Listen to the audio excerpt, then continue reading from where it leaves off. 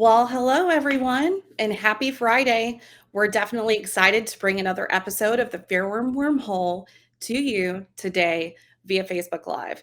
So let us know as you join in the comments. How are you doing this Friday?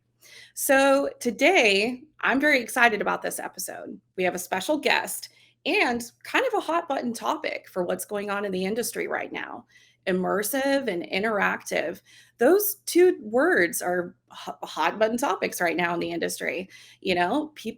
Guests are really looking for more interactivity during the events and attractions that they visit.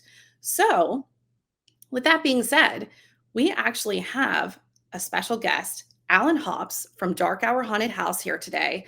He's had some great success with the Dead by Dark Hour show. So, Alan, thank you for joining us today to talk about this. Thank you guys for having me. I appreciate it.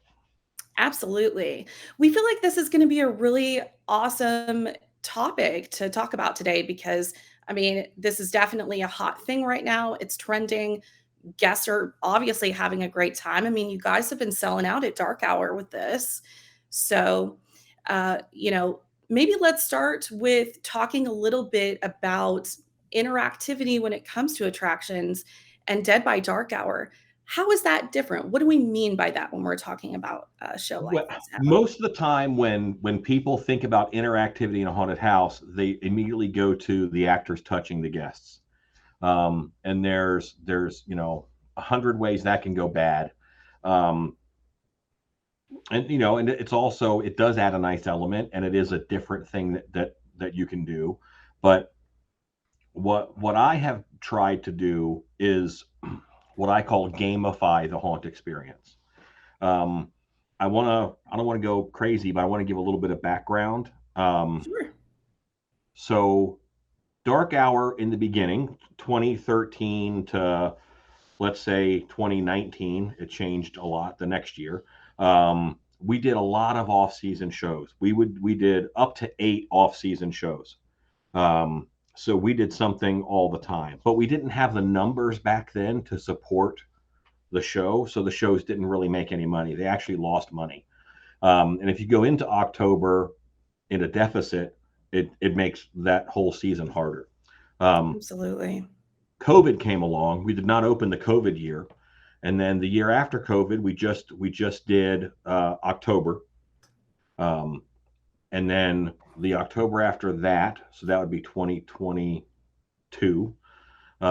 We did October, and then I ended up with a chance to buy Dark Hour. I was the director before that. I purchased Dark Hour. I knew that a lot of people wanted to um, bring back the off-season shows, There but was I had to bring definitely, them back in a way that made money, yeah, not there was. the same way that I used to. So with me, coming from Dark Hour, I guess, I used to work there alongside you, but basically those off-season shows, we were all so excited about them because they were so unique, so different. I mean, the super fans got excited about it, but as far as, the large market, there were people I felt like kind of missing out on it because it wasn't well attended, but they were so unique and cool. And we didn't have the audience that we do now either. That was a timing issue. That's something we should have worked into as opposed to out of the gate. Um, but when you buy a haunted house in January, you're doing nothing but spending money until September. So I had to find a way in order to make money in that meantime to help offset, or else I'd be going into October with a deficit, and that's like, I don't think that's a win. But so I thought of doing an interactive show that I could use less actors and make it a better, make it a different experience for the guests. I'm not a video game guy. I don't play a lot of video games, but I know of a video game called Dead by Daylight. All I know about it is your job is to stay alive and people are trying to kill you. I wanted to do Yeah. something 80s themed with like 80s slashers. So we divided our show into zones, and we did a killer for each zone. And we did 8 zones. And I did 2 killers, 2 people in the same costume, would be in that zone. And one person who is a what I call a harbinger, who tells you about that zone's killer. So as the guests go through, they're going to see 8 harbingers. They'll learn a little bit about 8 killers, and you get some movie moments where the killer attacks from this side, goes into hiding, and attacks from the other side. It's 2 people dressed alike, but those moments kind of make it fun. Um, the Yeah. interactive element is that they could be killed inside the show. And the way that we did that, we thought of a bunch of different ways, but the way I liked the best was we had stickers. And the stickers, this might be reversed, I don't know. But it No, it's says, I was murdered at Dead by Dark Hour.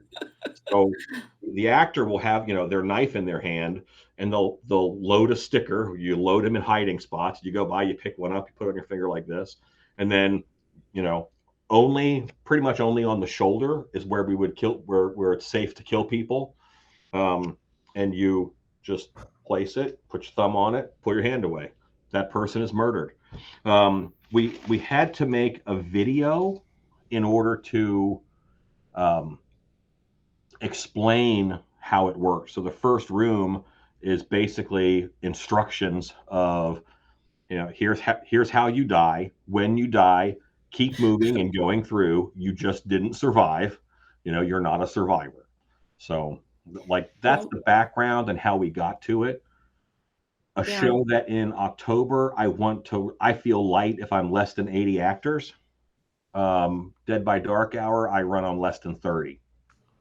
That's insane. And we actually say in the video that um, there's going to be some spaces that are empty and there's no actors in there. Those are to build tension and to make it more like a horror movie experience. I And really just liked that you addressed that. by I thought that saying was really that, cool. it really helped guests. We had a couple who said, I wish there were more actors, but it did build a lot of tension, because they remembered that note, and then they gave us that same exact note. So that worked out well.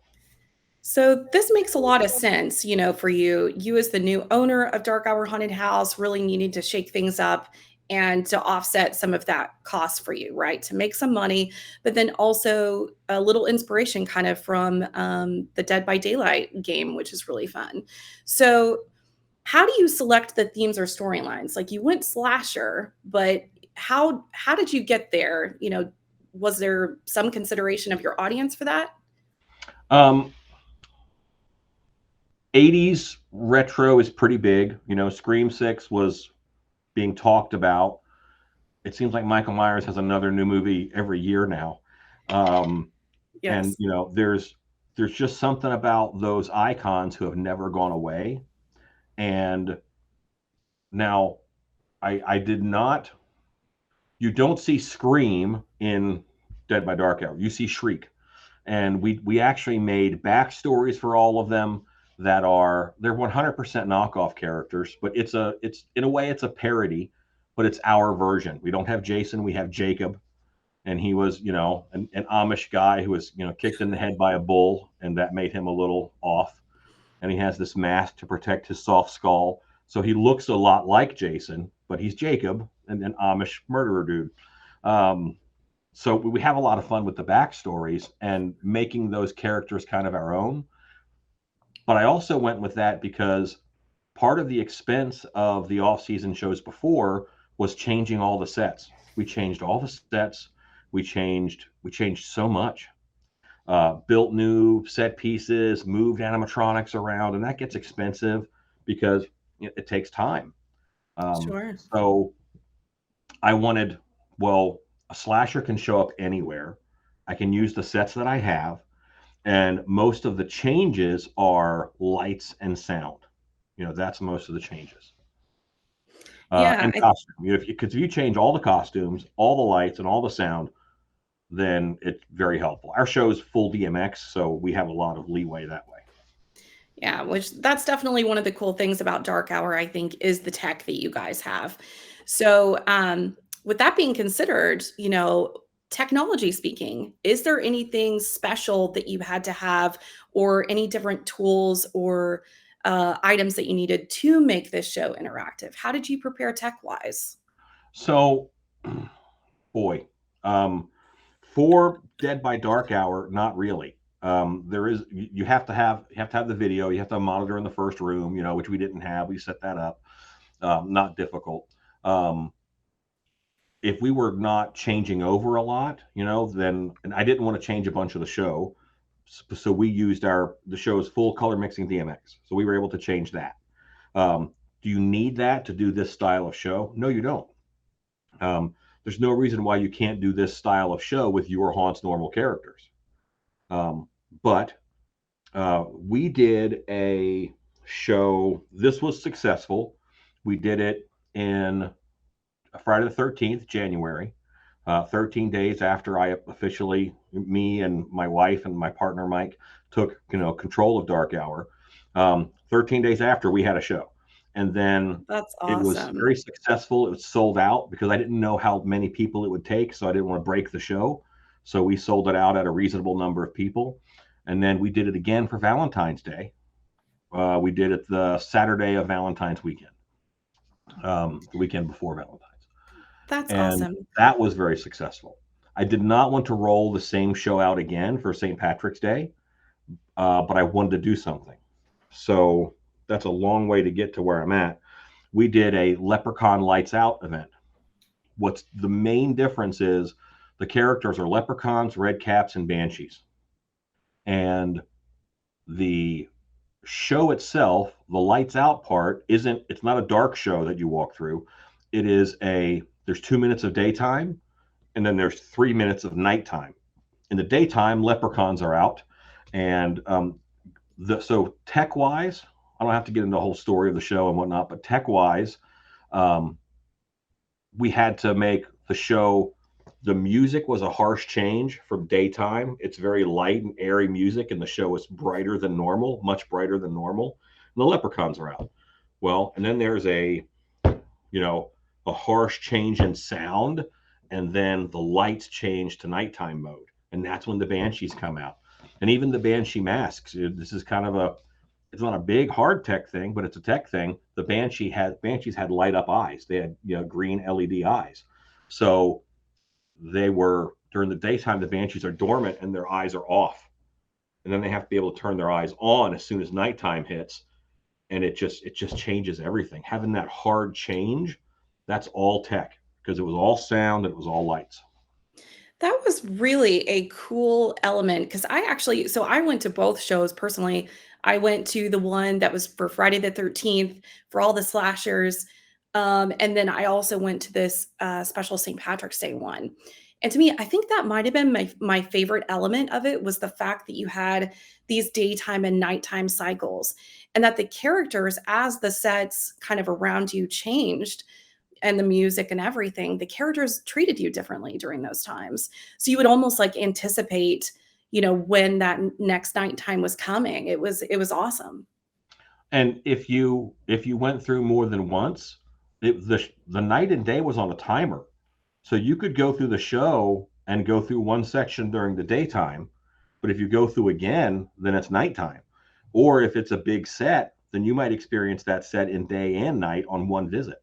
So it changes quite a bit, and I don't think you normally get enough big changes. We deal in such small spaces most of the time. It's hard. It was nice to have an event in the haunt, the switch to nighttime, the switch back to daytime, to affect everybody at once. And you're your own little group going through, but everywhere in the haunt, night just hit, and that's kind of cool. And all the banshees when they first wake up would scream, so you'd hear screaming from all over when when night hits. It was definitely very crazy, and people kind of around me in my group and just in other groups around me, as soon as that banshee came around with those glowing eyes, kind of like hunting for you, everyone was like up against a wall, like trying to hide around some set piece or something. I mean, they were frightened. There was no one kind of just standing around, bored with it at all. Like everyone was in it together. It was awesome. In my 36 years of haunt acting, I've never seen reactions like I have at these shows. And what you mentioned about the hiding was we we did the banshees where their vision was kind of based on movement because there's a veil between the two worlds. So if you are not moving, then the banshees won't get you. And the banshees are going backwards through the show. All the banshees are in a big loop going backwards through the show. So they're going backwards through the show, and if you're moving, they come after you, and they will give you a, you got shrieked, because it's the scream of the banshee. So they'll hit you with a "you got shrieked" sticker, and they'll kill you. The red caps had a "you got capped" sticker. Yeah. And even the This, stickers evolved quite a bit through the shows. The first one, every killer had a dead, you got murdered at Dead by Dark Hour. yeah, By the second show, we did custom stickers for each killer. This is Slashed. that's That's our awesome. Michael Myers knockoff. Um, Axed. There it is. But all of these are. This is a Bobby the puppet. Whack. Oh gosh. But all of these, that's Art the Mime. That's one of my favorites. That's awesome. um, but there's 8 killers. So and Do you think the mime is just mad and angry because he's a mime? Is uh, that why he's murdering people? he's well, his whole backstory. Next time we do Dead by Dark Hour, will be up on Dark Hour's website. So Yes. you can So read it. with that being said, we've kind of moved back into talking about some of the slashers. I know Tyler has one of the videos that Dark Hour produced for Dead by Dark Hour. Maybe now we could take a look at that video together. Cool. Tyler, there's your cue. This Friday, will you survive? One night only. Get your tickets now. So definitely some slashing at the camera action there. You could see a few of the different slashers. You saw the intensity. There was a scream. I think that video really did its job kind of communicating the intensity of that event. Yeah. Yeah. It seemed like it might have wobbled a bit in play, but I think people get the idea. Um, the marketing campaign for it was important because we wanted to get as many people as possible. Um, I think that we had the advantage because people had liked our off-season shows, and then we didn't do them for 2 years, 2-3 years. We didn't do any off-season shows, so just by bringing them back, we had a bit of an audience. And then you add this new theme on top of it. You add the timeliness of Friday the 13th, and it just worked out really well. So let me see. It looks like, oh, we've got a comment from Zach. The Dead by Dark Hour show is amazing. I actually went through the show with Zach and Austin, and it's funny just how many stickers. I feel like Austin was just covered in stickers. It was so When much fun. By the second one, when people realized that different killers gave you different stickers, we had some folks who wanted to go in again to get the stickers that they had missed. So Oh, sure. they wanted to Absolutely. get killed. And by the second show, we added a pin.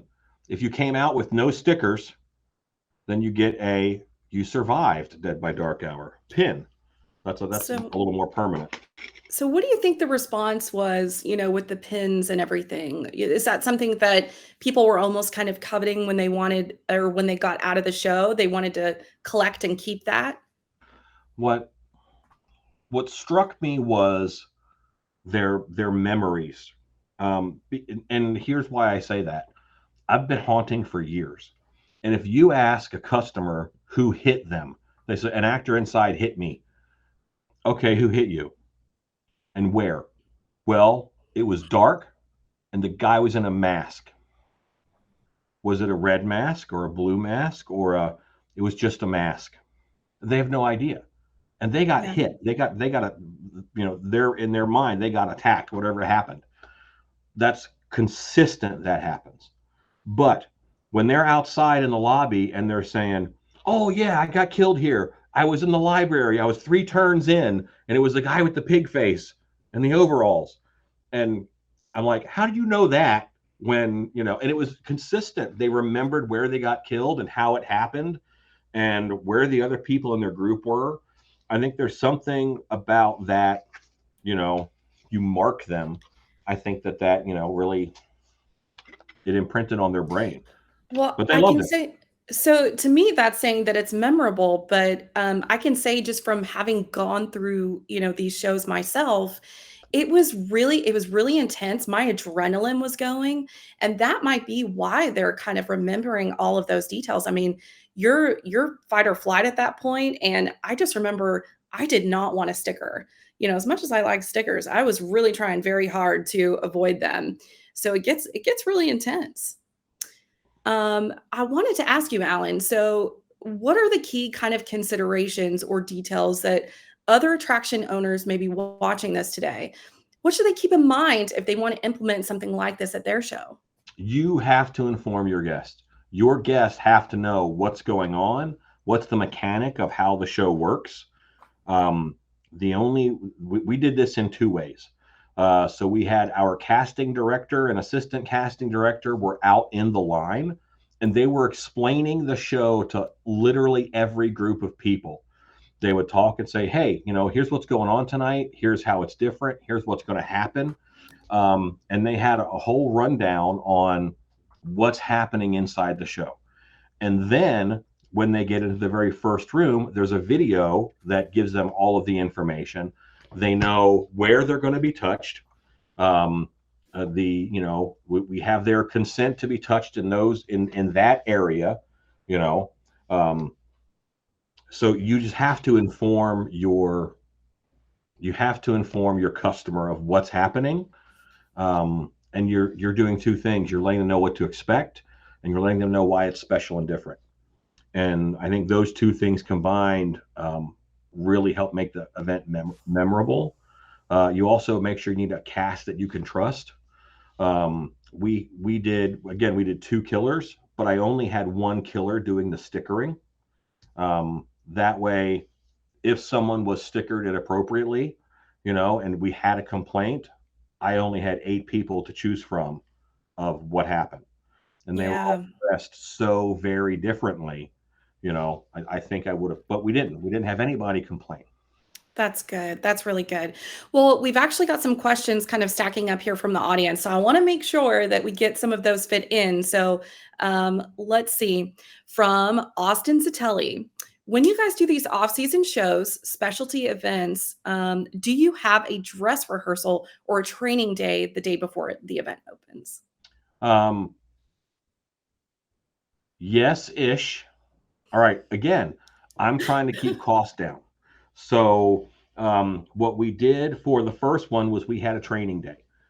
We had a night where people came in and we told them the premise of the show, because it's new to them too. It's new to the actors too. They've never done anything like this.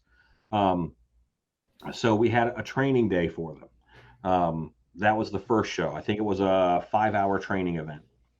And then the second one, we had them come in 2 hours early, and we were able to do it 2 hours before the show, give them the training. We use a lot of the same people, so it was fewer that we needed to do training with.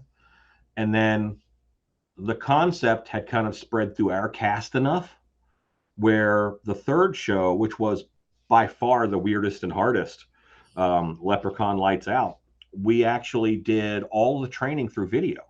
So me and Teddy and Rue, we did training videos for each of the different type of character and what they had to do and how it worked. So we did those training videos for them, and then put it on the cast group. Yeah, So that's they watched perfect. a video in order to learn and get the rundown.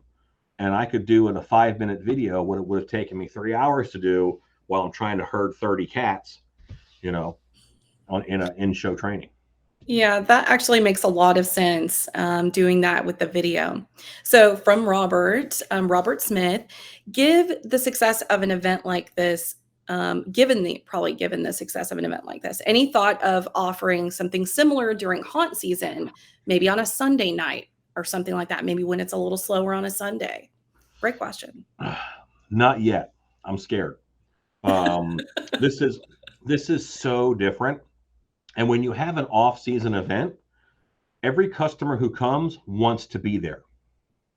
When you have a haunted house in October, especially, towards the end of October, people go to haunted houses who don't necessarily want to be there. They just think that they should. And that's kind of when you get the most problems and the most issues. I think I'm not going to do anything this season.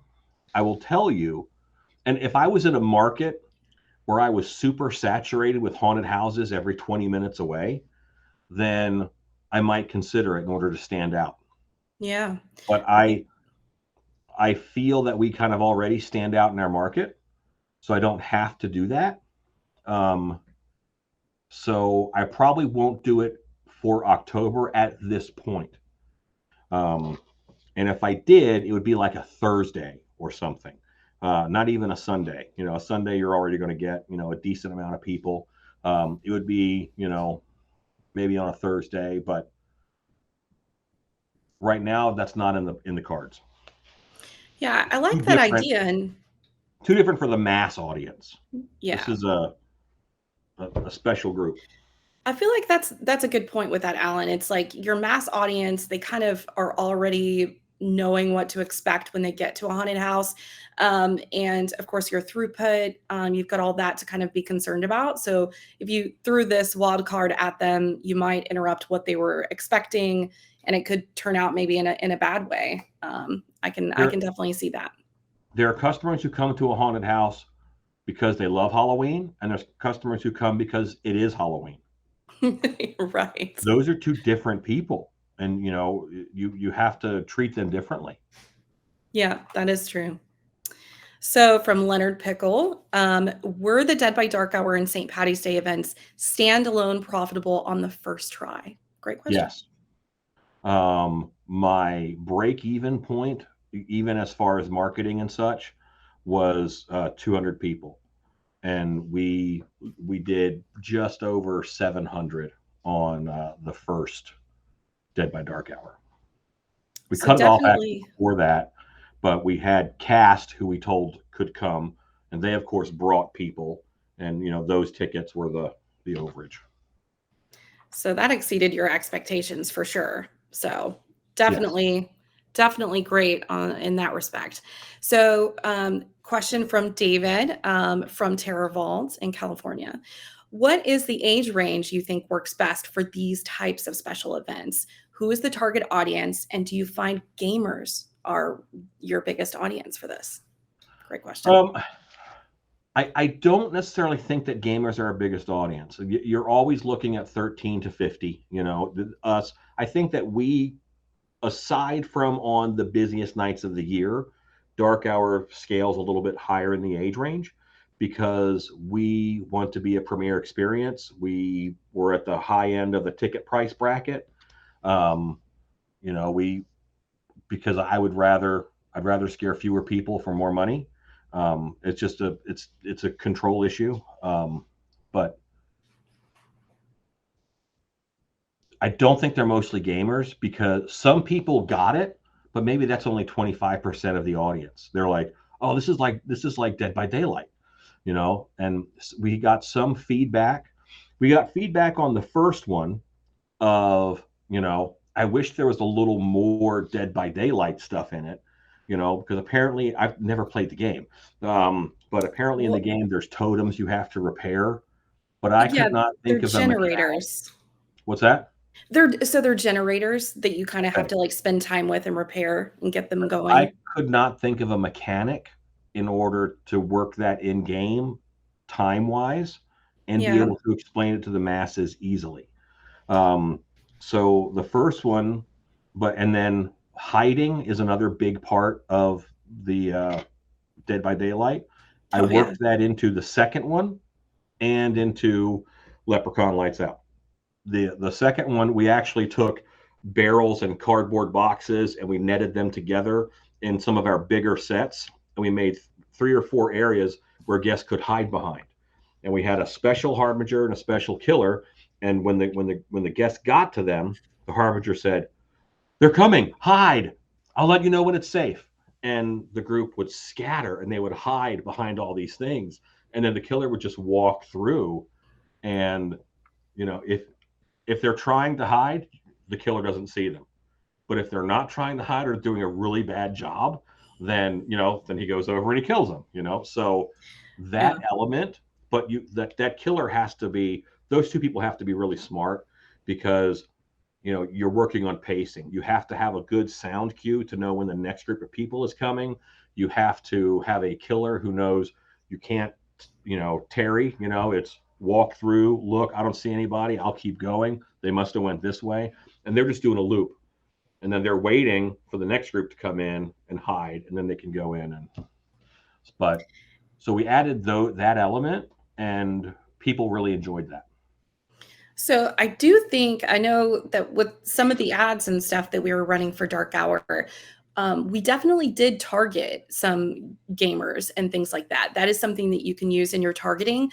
I feel like from a marketing perspective too, David, your question, I would say that gamers definitely would be interested in this.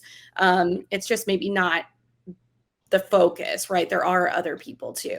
To me, also, I think people that love escape rooms, would be really interested in something like this. Which, speaking of escape rooms, Dark Hour just recently opened their first escape room, so that's exciting. Yeah, and it certainly has some escape room elements, as far as there's a little bit of interactivity to it. We just opened escape rooms here within the last month. We have one escape room going. So some of that energy of building that room, kind of when it was bouncing around my brain while we came up with this show. So, kind of going back to the interactivity of these events and everything, what are maybe some key elements that you're considering when you're deciding if an interactive idea is either right or wrong for your show at Dark Hour? I think I always consider, how will this be perceived by my audience? The sentence I keep going back to is, I think every haunt should have one sentence: I want to be the nicest haunted house you've ever been to. I'm not going for scariest, because that's really subjective. I got nice bathrooms. It's going to be clean. People are going to be nice to you. We're going to have, a nice sound system. I want you to have a nice time. We have a nice parking lot. I want this to be the nicest haunted house you've been to. And so if there's an interactive element that might make it fall outside of that, then I don't want to do it.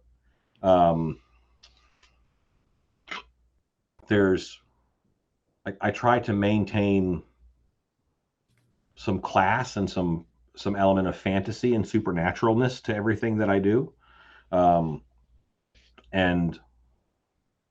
if it fell outside of that, then I probably wouldn't do it. But, we chewed on hundreds of ideas and spit them out. And can I explain it to the audience in 30 seconds so that they get it? I'm looking into, they have printer guns that print on packages and cargo, and you have to be like 1.5 inches away, and it's like a laser printer thing where you squeeze the trigger and it'll print a line of text. What if everybody was given a white t-shirt when they went in, and then the killers had these weapons that they could just slash you with, and then it says murdered and it shows up? Wouldn't that be cool? And that's something that I want to maybe work on in the future, but there's no way I could do it in the time that I had. But I'm excited to see where this goes next, because there are lots of ways for it to evolve. I've done 3 shows. I did 3 shows in 3 months, and each one evolved and got better, in my opinion. So with these shows kind of selling out and Dark Hour, getting the crowds, in some cases, the crowds you didn't expect, right? You wanted less people just until you had it fleshed out. So with larger crowds and selling out, what are the things that maybe you're doing differently in regards to the throughput and the timing of these things, because you've got, guests that are getting in the house, and you can't really tell how long it might take some group to be finished interacting with this character or that one. So is there anything different that you kind of do with the flow, or Well, how do you yeah, prepare for that? that's part of the evolution, in all honesty, because the first show, we were very excited by the guest reactions. They were very in the moment. They're very involved. Um, and we do tell them not to run, but they were running. So that's scary in a, dark haunted house environment. Yeah, it's Running is dangerous. bad. Yeah, It's danger. In any movie you see, a chase always ends in a crash. Always. Someone yeah. crashes. Um, so that's something that we're really careful with.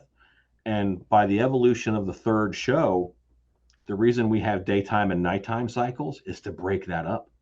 So Hmm. the daytime cycle, it's like, oh, the music slowed down. I'll slow down. The I'm lights safe. came up a little bit. I'm safer in the daytime, you know? So most of their travel was during the daytime. I can make it far because it's daytime and it's safe. And then nighttime hits, and the element we added in that show in order to slow people down was, if you don't move, the monsters don't see you. So everything that we did was to slow them down and to keep them from running through the haunt and hurting themselves. So, did you take that kind of don't move element from Jurassic Park? Just 100%. asking, Yep. because I'm a huge dinosaur nerd, and every time I think about that, I'm like, that's just like T Rex. Yeah, their eyes are based on movement. Their vision is based on movement. That's We've used that awesome. line over and over again, and it was very successful. Yeah. We used Jurassic Park to train our audience. That's great. And honestly, it's kind of so perfect using something already that they were familiar with too, to work that in, because I can't think of anybody that hasn't seen the Jurassic Park movie, or at least wouldn't get that reference. So that is wonderful. So at this point, let me see if do we have any other questions in the audience? I don't want to be looking over stuff. Okay, from Dennis.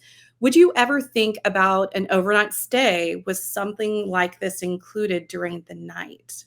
Ooh, that's interesting. No. What a liability nightmare that would be. I The biggest danger to haunted houses are actors who are bored.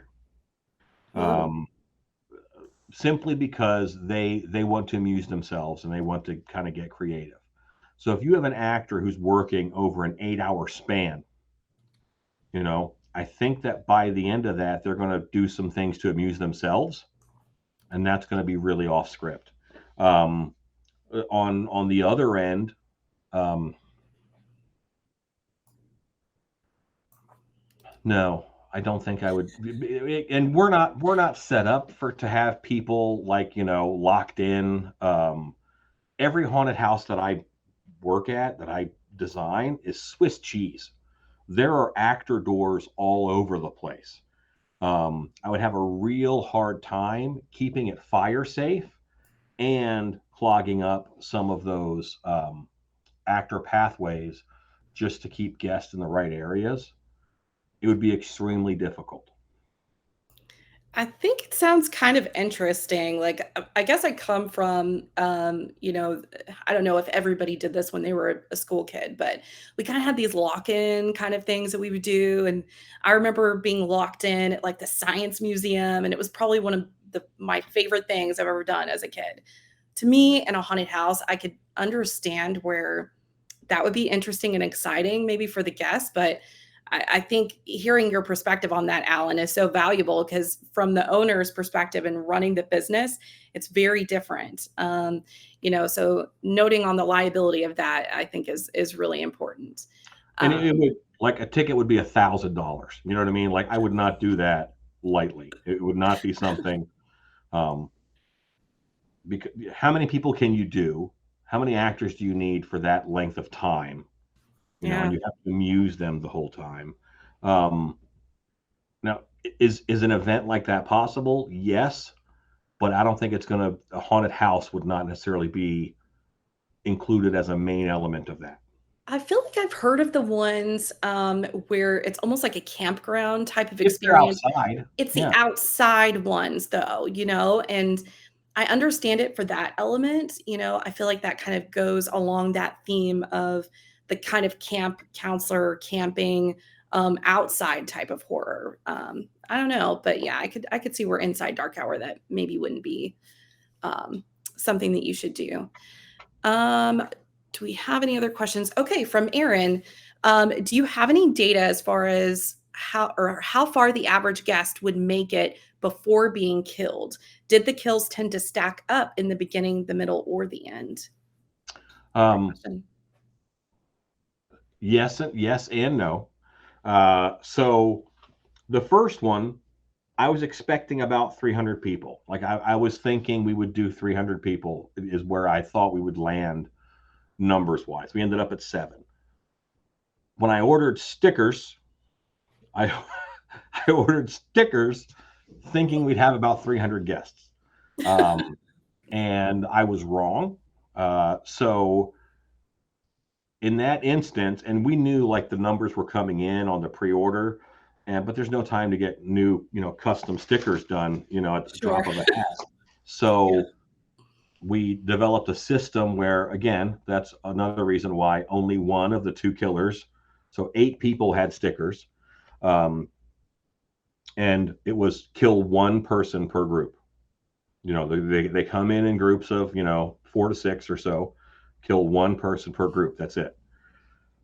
And that way we kept those kind of kill numbers down. Um, Towards the second show, I ordered more stickers. I had plenty of stickers. It was, um, you know, but we still give them. I want people to feel like they survived. That's something that we want. So, it's not their job isn't to chase down every single person and kill them all. Um, their job is to give a good experience. And you do that Yeah. by, killing the guy at the end, killing someone who's slow, someone who's indecisive and they don't know which way to go. But if they're trying to evade you, then you let them get away. You Yeah. don't, if someone's actively dodging, you don't put a sticker on them because that encourages them to run. And you do this, over exaggerated swing to where they really should have just gotten out of the way. Yeah. And that's how it is. Well, hearing that, now I'm figuring out why I survived the first show. Because when I got out of it, I was very sweaty, but I was also really surprised that I had survived. I think I went into it going, "Oh my gosh, they're gonna get me." But I made it through the whole show. But the entire show, I was bobbing and weaving, and I was really into it and just trying everything I could to not get slashed. My theory is an antelope is never feels more alive than when it just escapes a lion. And if I can Yeah. make people feel that, like that's what they feel in a normal haunted house. They're like, I was in this dangerous situation, I got out. And Yeah. that's a little bit different. But when there is a consequence for getting got, even if the consequence is a sticker, it elevates the feeling and the intensity. What's funny about this is, kind of, I think as a kid, like I was used to getting a sticker when I was doing a good job. It's like, oh, good job. Like this is positive reinforcement. This is a case, where the sticker is almost a negative. It was very fun, I have to say.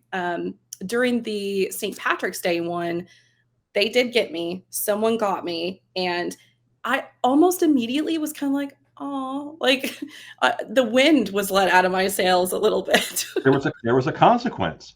Yeah. Isn't it crazy that much emotion was tied to someone put a sticker on it? Yeah. From the St. Patrick show, I don't like to tell a lot of like war stories and that kind of stuff because every haunt actor has amazing experiences that they can share forever. But this is something that I heard of happening, and I just want to share, and because it was funny to me. Um, We have one area who doesn't, that's a laser swamp. And there was a red cap hiding under the laser swamp. And they, what they would say when the group was in there, the red cap would, break that fourth wall a bit. I've got a sticker for the person with the prettiest feet.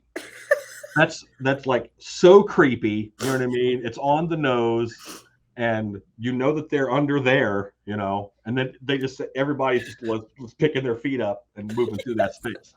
So Yeah.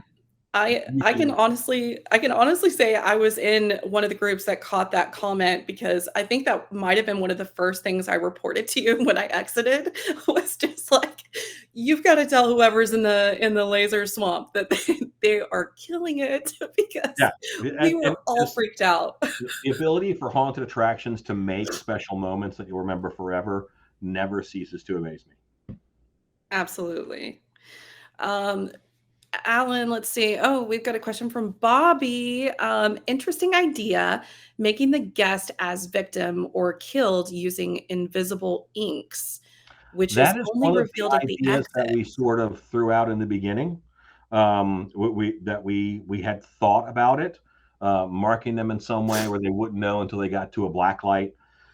But the practicality of it, and it lacks the immediate consequence of, oh no, this just happened to me. Yeah. There's you're pushing that payoff, that emotional moment, to the very end. And at the very end of the show, if you're scanning them like that, that's going to be a cattle call. You know what I mean? Where you're checking them for whatever, and that's not going to be the best place for that moment. So I wanted to put those moments throughout the show. So, Alan, let me ask you, what lessons have you learned from all of the 3 times that you've done the show? What lessons have you learned from this process that maybe other attraction owners can benefit from? What should they be considering when they're thinking about implementing this type of show at their event? Okay, so you asked me 4 different questions. Those are very different questions. Alan, I have ADHD. I do a lot. All right, so let me address the first one that I heard was, what did I learn? Yes. I learned that even though I am really jaded, because I've been doing this a long time, that first night was one of the most fun nights of my life. Because I love hearing that. The amount of interaction that so many people now are just dead inside. And we're so emotionally stimulated on social media, and we're used to our emotions being manipulated. Sure. Everyone's emotions are either on a huge swing scale or downplayed, and they don't emotionally react the way that audience is used to. I scared people in the 80s, the 90s, the 2000s, 2010s, and it's harder now because people are just emotionally spent. Yeah. But this event showed me that people still react. They still have these big reactions, and haunts can make it happen. So that was my big takeaway, is to make sure that we keep haunts evolving and hitting notes that get to people. Because it's possible. And then, what should people keep in consideration if they want to do an event themselves? Inform your guest. If there's a chance to have 10 signs telling them and 5 videos, you use every single one of them. There's no way to overkill informing your guests on what's happening to them, because it tells them why it's different and special, and it tells them, that it's safe. So during your St. Patrick's event, I remember one of the kind of survival points, or something they got at the end. Instead of I survived, it was a little pot of gold pin that they were given. So I thought that was really cool. I don't want to, I don't need to explain every element of the show, not because I have secrets, but we put a lot into it, so it would take a long time. But one of the thoughts that we had for that show was give the audience stickers, and they had to sticker a leprechaun, and that's how you catch a leprechaun. That was a thought. And it's like, you know what? that sounds pretty unsafe for the actor with all these people chasing him. Like, you never know. Like, we can train them and say, here's how you gently put a sticker on someone without hurting them. But we're not going to Someone's train you to always going train to the whole overdo audience it, or though. trust the whole audience for that. Yeah. So that evolved into, you have to catch the leprechaun's attention. So when you saw the leprechaun, you have to do a little dance, or tell the leprechaun a joke. So what a great night as an actor to have people telling you jokes all night, or giving a little dance for you. They're performing for you in that case, which is usually the opposite, right? Yeah. And then so the Yeah. leprechauns had pockets full of fake gold coins. And if someone did that and caught the leprechaun's attention, again, there was a veil between the two worlds, and you had to do something dramatic like that to get the leprechaun's attention. Once you Yeah. did, he would give you a gold coin, and then you could turn that gold coin in for a pot of gold. The pot of gold was a pin. I've got one around the corner, but it's a pot of gold on a pin. And that's a nice little commemoration from that night.